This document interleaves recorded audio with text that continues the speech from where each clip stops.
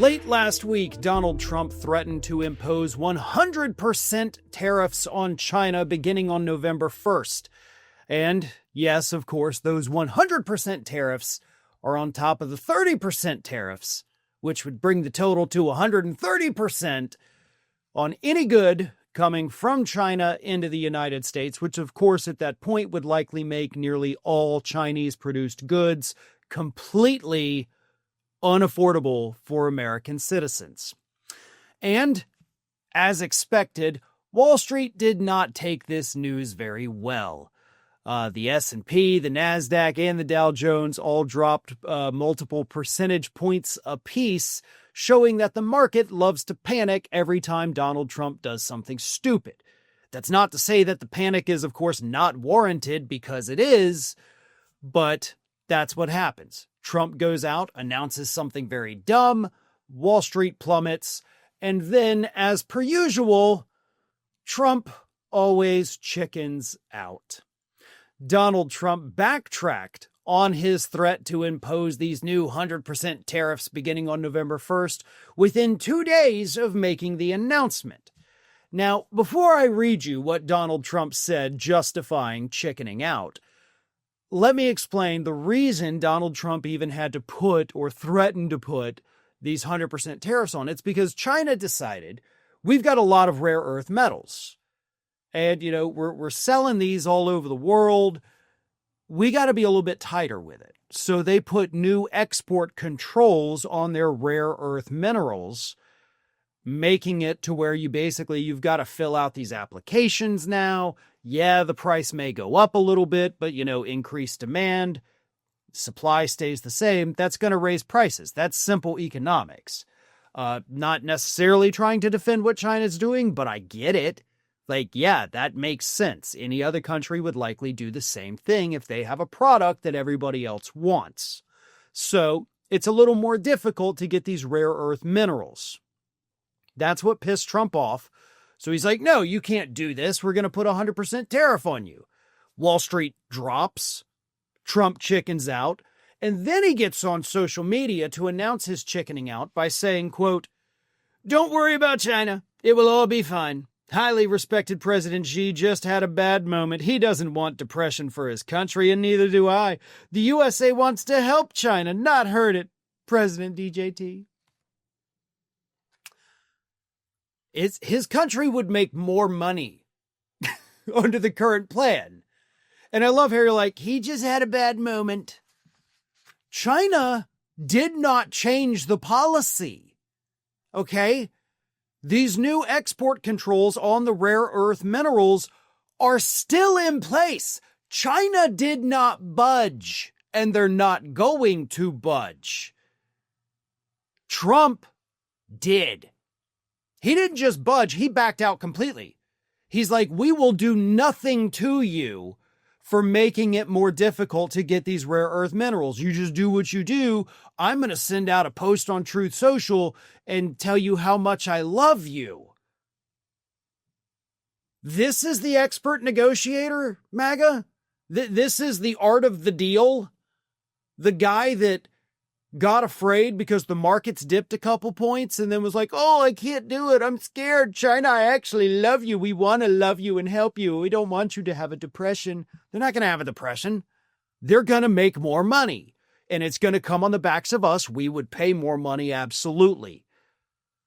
But that's how economics works. Increased demand, steady supply without an increase in supply, of course, leads to higher prices. And if the supply drops and demand continues to go up, then prices are going to rise astronomically. And of course, China does need some of those for themselves, so having better controls on them does protect their country, right? We talk all the time, Trump does, about protecting United States interests. Other countries have to do the same thing for their people. And that is what China's doing. And they are not backing down. And there's nothing Trump can threaten them with. Because he made the threat, and before China even had the opportunity to flinch, Trump already backed off it. Because he is a weak, empathetic man. Not that I want 100% tariffs. I don't want any of that. But I am just saying, for all the MAGA folks out there, This is your great leader. This is the big tough guy. The guy that chickens out before the other side even realized he had made a threat in the first place. A very senile and confused Donald Trump made the claim over the weekend that darn President Biden sent 74 FBI agents to instigate the Capitol riot. You know, remember January 6th, 2021, when Biden was president during the Capitol riot, and Biden directed the FBI to send 274 agents to go instigate the Capitol rioters who were already, agitated to storm the Capitol. That is what Biden did when Biden was president on January 6, 2021.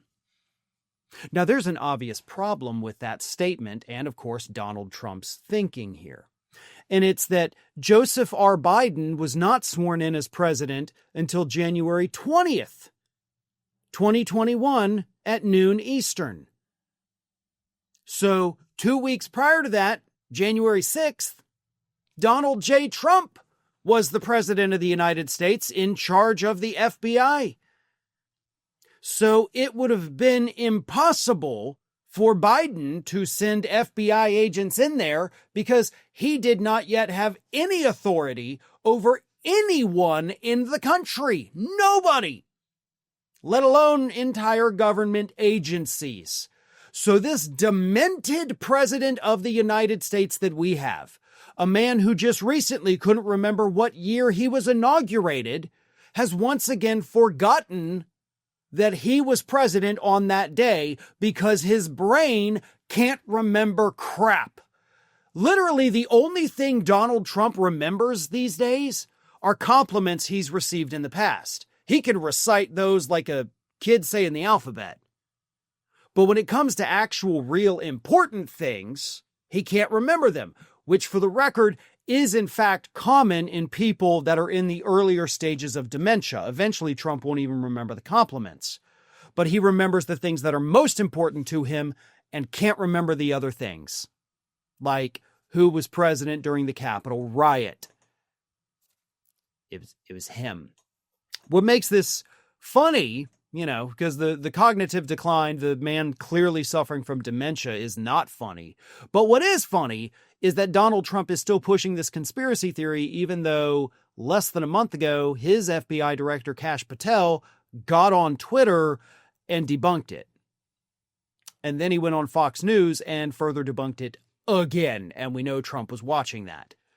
There were not 274 FBI agents, according to Kash Patel, that went out there and instigated the crowd into storming the Capitol. What it was, according to Kash Patel, is 274 FBI agents that were called up to be crowd control once the riot started, which he says that's a violation of our protocol. We're not crowd control people.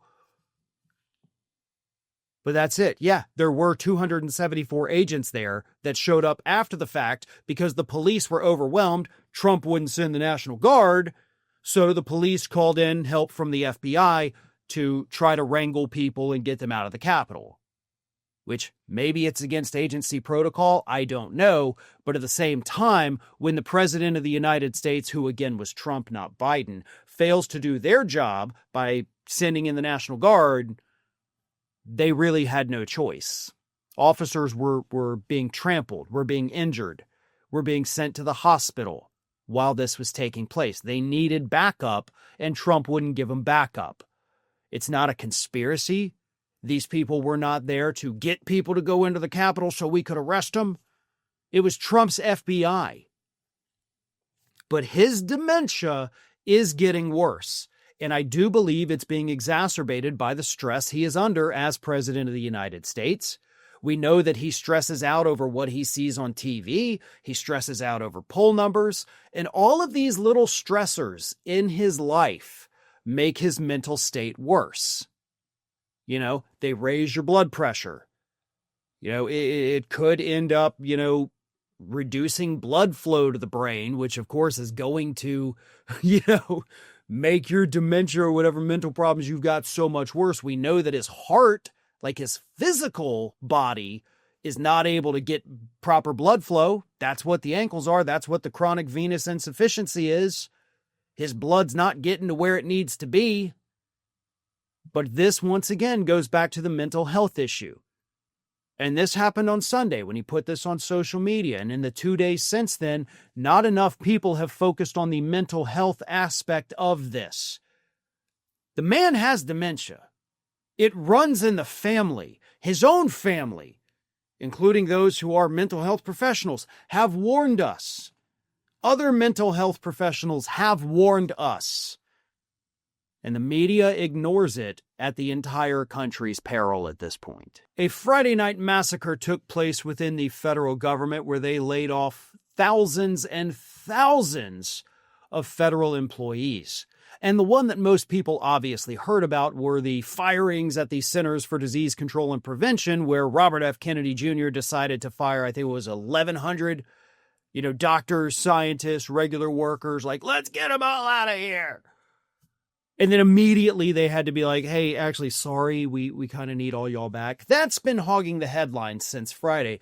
But honestly, equally as important as that, and of course, these people were not told, you need to get back, we messed up because Kennedy's an idiot, is what happened at the Department of Education. At the Department of Education, while everyone was distracted by what was happening at the CDC, Linda McMahon, former wrestling magnate turned Secretary of Education, fired everyone in the Office of Special Education.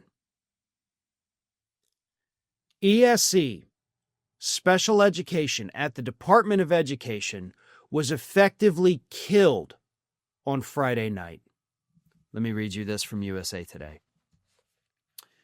The U.S. Department of Education fired nearly everyone in the Office of Special Education and Rehabilitative Services in a wave of new layoffs that began on Friday. They also ended a college program known as TRIO, which is located in a different office. All those people were also let go. The firings, which the American Federation of Government Employees Local 252 said they doubled down on the harm to K through 12 students and schools across the country. And in fact, that teachers union, or the government employees union, I should say, said that in a lawsuit filed on Friday in response to the mass layoffs. So the lawsuit has already been fired to hopefully get these people back. But the Trump administration just killed Special Education Services, ESE, for the entire country. They're all gone. Almost every single person is gone. The few that are left are those that were in leadership in that particular division, but all of the workers, anybody who's not like a, high up manager, is gone. So the managers have nobody to manage. They have nothing to do now because there's no people there. Special education services in this country were just gutted on Friday night. And I have received countless, comments and messages and whatever from parents or grandparents of ESE children over the years. Like they tell me they're worried about what Trump could do. They saw what happened in the first term and, reducing funding for the Department of Education.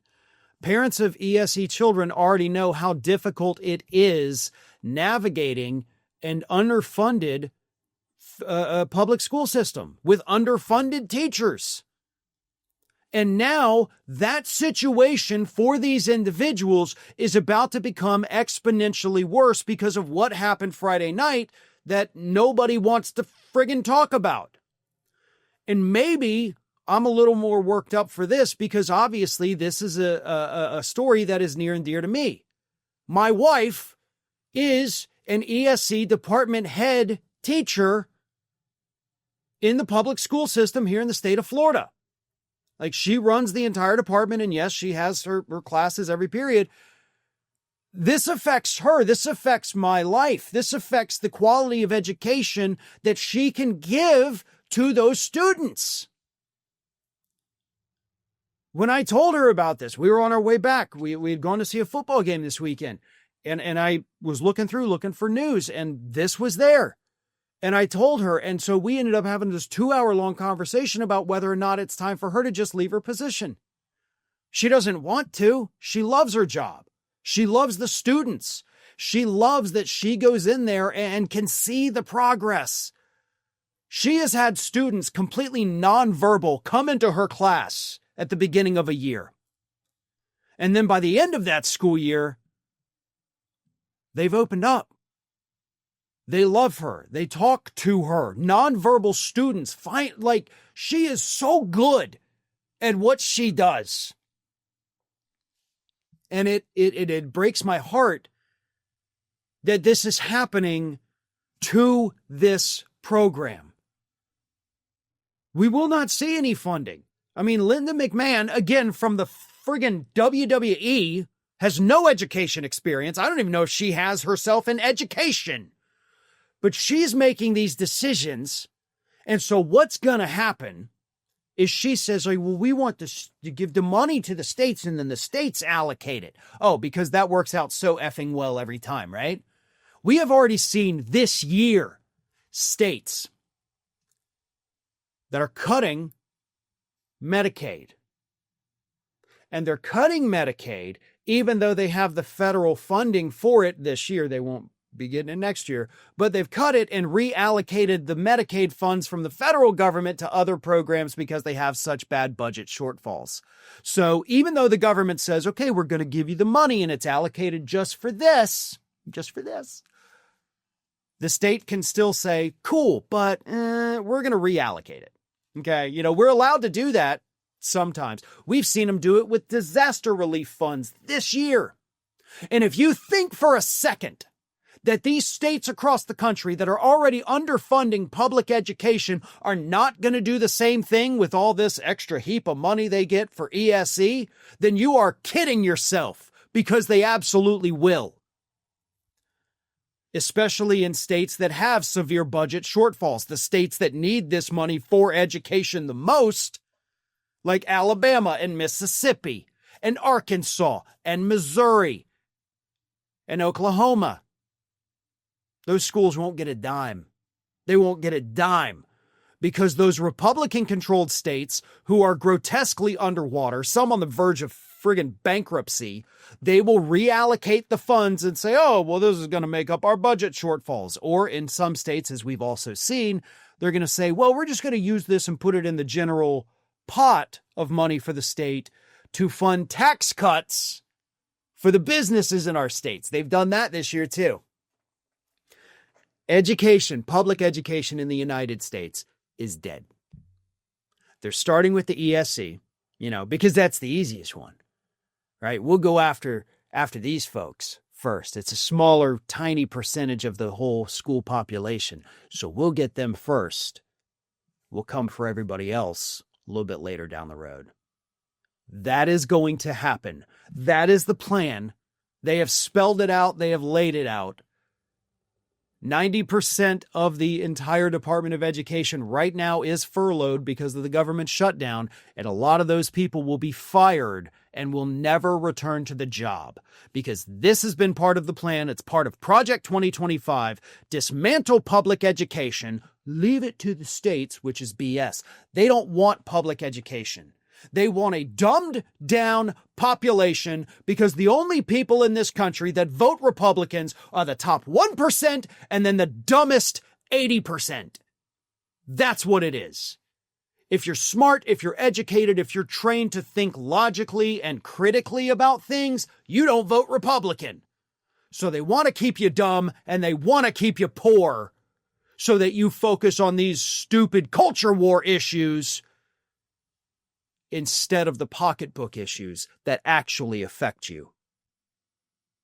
When you're educated, you know not to fall for it.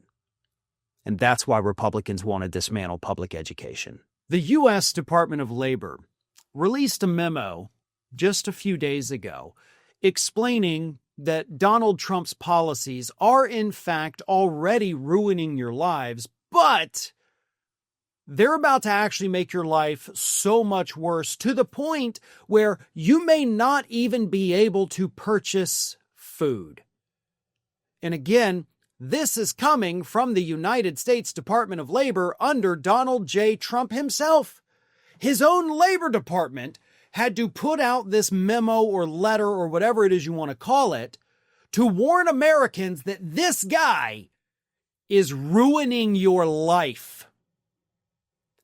And of course, he's doing it, according to the Labor Department, by deporting all of the farm workers in the United States. We already have a massive shortage of labor on American farms. We have had farmers, representatives come out and tell us that. The farmers themselves have come out and told us that. We don't have people to go out there and do the work. To pick the crops, to till the fields, to plant the seeds. We don't have human beings to do that now because of Trump's policies, and a lot of those people voted for those policies. But as I've always said, I'm on the fence about sympathy because when the farmers go under, all of us are affected. If it were just them suffering the consequences of their votes, you get what you vote for, right?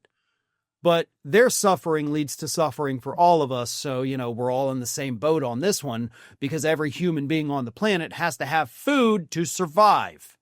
And we're at a point, according to the Labor Department, you may not be able to afford it anymore.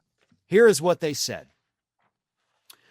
The current and imminent labor shortage, exacerbated by the near total cessation of the inflow of illegal aliens, increased enforcement of existing immigration law, and global competitiveness pressures described below, presents a sufficient risk of supply shock-induced food shortages to justify immediate implementation.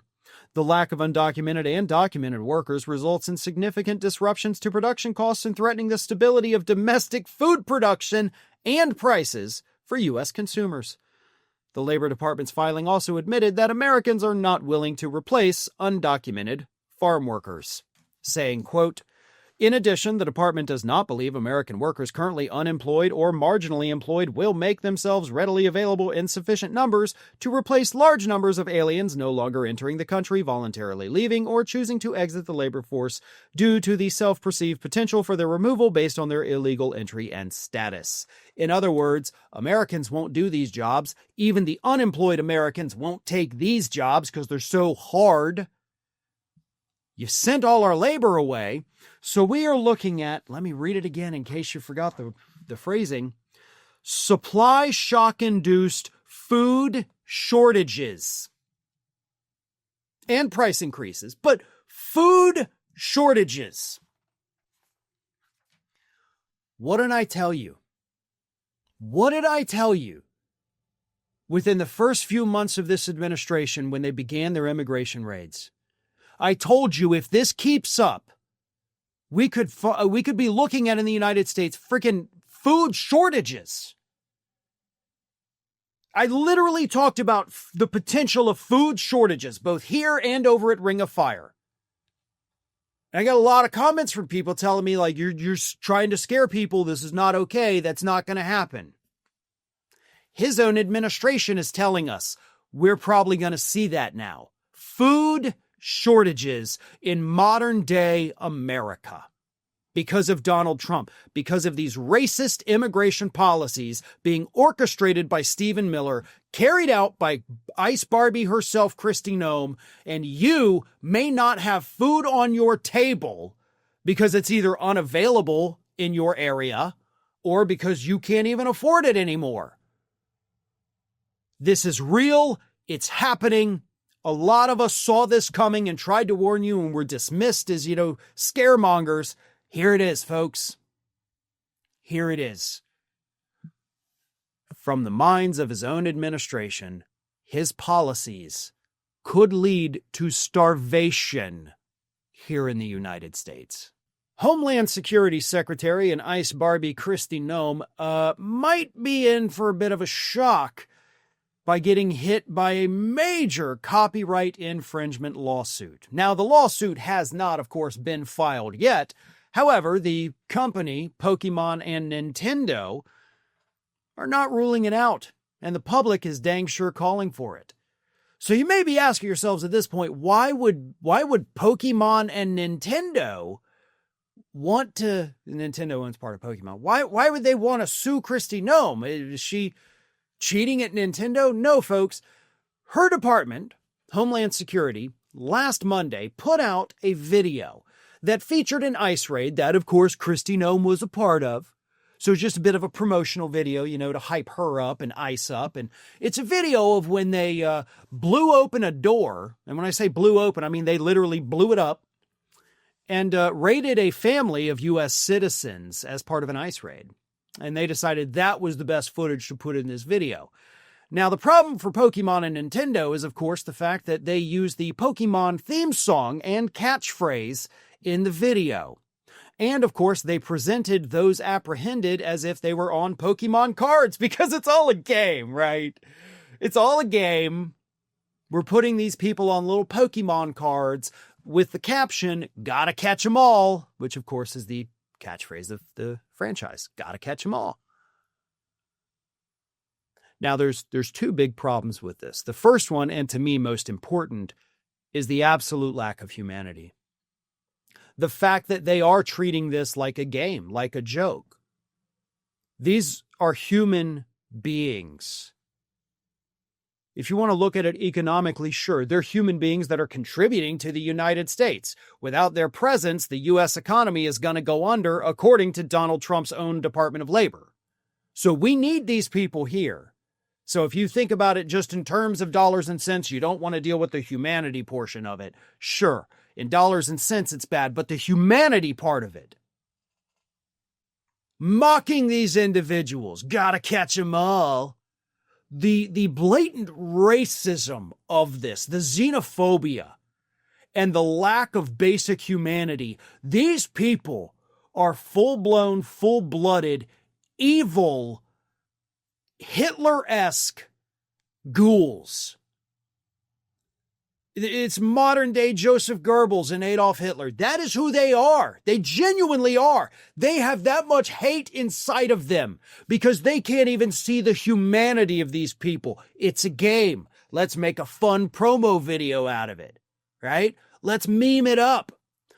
U.S. Customs and Border Patrol actually responded because they posted this video on social media. So they responded to that with a gif of Pikachu from Pokemon saying, quote, "Border Patrol's newest recruit." So they're doubling down on the whole Pokemon thing. And that, of course, is where Pokemon, again, partially owned by Nintendo, steps in. They released a statement saying, quote, "We are aware of a recent video posted by the Department of Homeland Security that includes imagery and language associated with our brand. Our company was not involved in the creation or distribution of this content, and permission was not granted for the use of our intellectual property."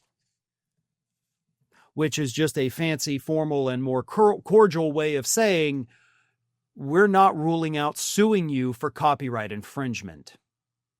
So that's the funny part. Okay, the lack of humanity and the just pure hatred that people like Kristi Noem and Stephen Miller have inside of them for these human beings, that is terrible. That is awful. That is definitely the worst. But the funny part is that they could get sued for this. Now, this isn't necessarily a slam dunk lawsuit either, however. I must say, just because, decades working in the legal industry, for this copyright infringement, this intellectual property lawsuit, whatever it is they may end up filing against her, they do have a good chance of winning, but not a slam dunk because the administration was not necessarily using this for profit. So because they have not commercialized it and they are not capitalizing on it in terms of revenue, it is a little bit more difficult to really win a case on that, but they still have a pretty good case. And I hope they do file suit. Not just because of the copyright infringement. Like, honestly, I don't even care about that. What I care about is file the lawsuit against them to make them stop treating this like a game. To stop dehumanizing these human beings. That's what I want to end. I don't care whose music or theme song. I mean, hell, they could use the Friends theme song for all I care in a recruitment video for ICE. That doesn't change the fact that they're acting lawlessly, disgustingly, and filled with hatred, terrorizing American citizens, deporting our workers who we can't survive without, and acting like it's a game. That is what has to stop immediately. And if a lawsuit from Pokemon is the thing that saves the damn country, then so be it.